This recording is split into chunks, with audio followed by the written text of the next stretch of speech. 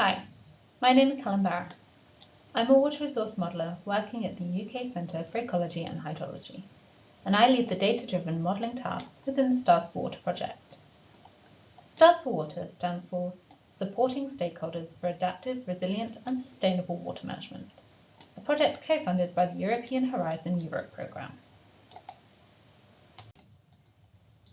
This training video is to introduce a machine learning model that can be used to forecast reservoir storage at a monthly time step out to about 3 months ahead.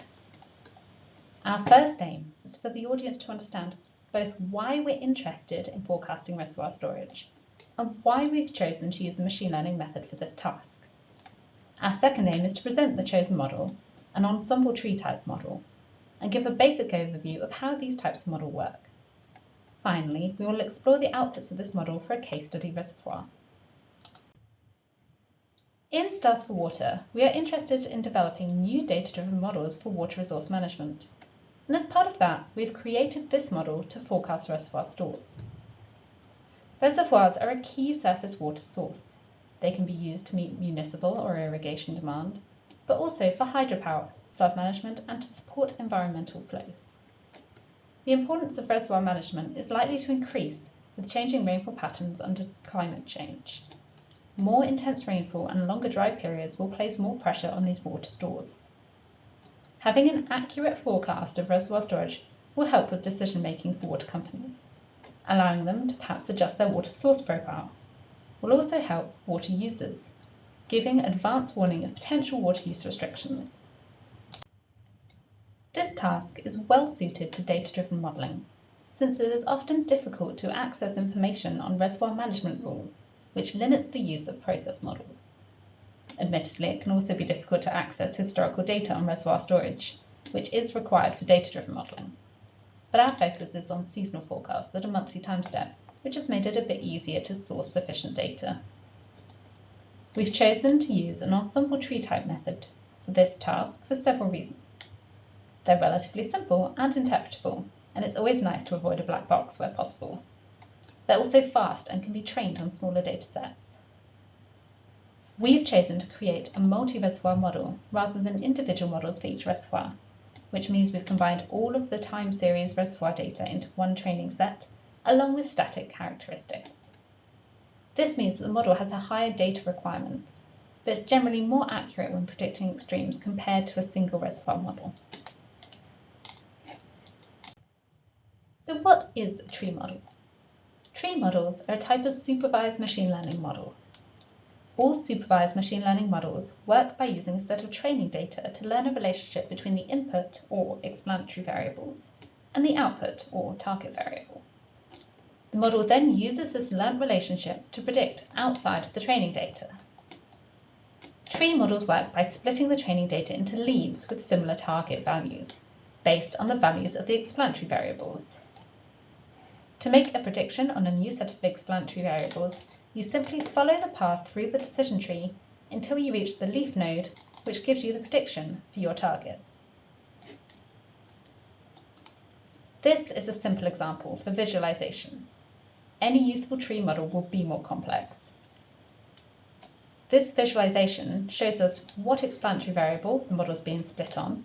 In this case, it's the previous month's storage value, labelled storage 1.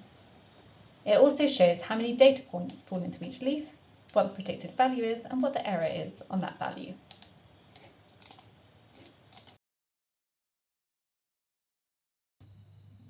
While you can use tree models directly, it is much more common to use an ensemble tree approach.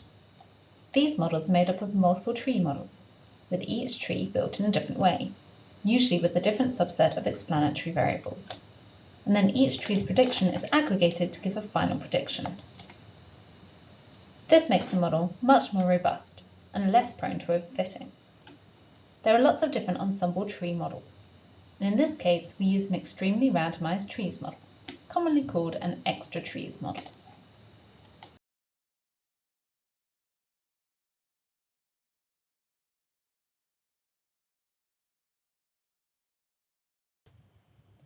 In our work, we trained one extra trees model on data from a set of reservoirs in the UK and the Duero Basin in Spain.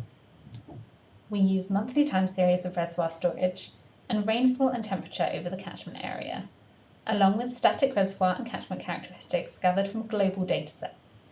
We've tried to keep the data requirements as light as possible so that this model can be applied to different regions. The only local data required is monthly reservoir storage, and this could potentially be supplied by Earth observation data. Most of these global datasets can be found using the Stars for Water metadata portal. Now, on to some outputs. We can produce forecasts for any reservoir with driving data, and here is one example of monthly hindcasting for one reservoir over the years 2011 to 2012. The model is driven by an ensemble hindcast of rainfall and temperature, produced by the UK Met Office, which you can see in the upper plot. The violin plots show the spread of the ensemble, which has 140 members, and a horizontal dash shows the observed value for that month. The meteorological hindcasts are doing a fairly good job here. Most of the observed values fall within the distribution, with the exception of a few months with higher than anticipated rainfall. The model outputs are displayed on the bottom plot.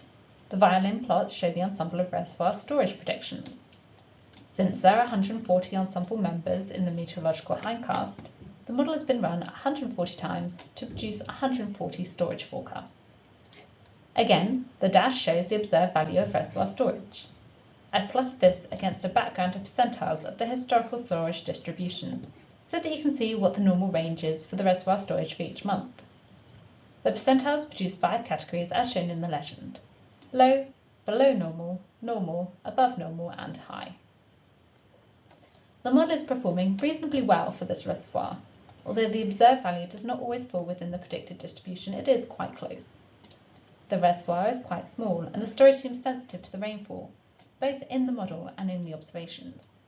So in this example, the model performance is highly dependent on the skill of the meteorological hindcast. While hindcasts are very useful for model evaluation, what might the output look like for a real forecast? Here is an example for seasonal forecasting over the UK. The distribution of forecasts for each reservoir has been plotted as a bar chart, where each bar shows the frequency with which the forecast falls into the 5 categories previously described. From this forecast, you can surmise that the majority of reservoirs over the UK are likely to be in the normal to below normal range in the coming season, while those in southern Wales may fall into the low category. So water managers might want to plan for lower than usual water availability in their reservoirs. However, the reservoirs in southern Wales also have the greatest range of predictions and therefore the greatest uncertainty, with one reservoir predicting values across all 5 categories. To summarise, we have briefly presented a machine learning model which can forecast reservoir storage at a monthly time step. This model can be applied to any reservoir with at least 1 year of antecedent storage data, with the remainder of the data requirements sourced from global datasets. When driven with an ensemble rainfall and temperature forecast, this model produces an ensemble forecast for reservoir storage. This provides water users and water managers with information on future reservoir stores with some associated uncertainty. For more information on the model, including details on input data and model performance, please refer to the Stars for Water D3.4 report, which can be found on the Stars for Water website. For a walkthrough application of this model for an example reservoir, please watch the next module in this series. Thank you very much for listening. I hope you found this video useful.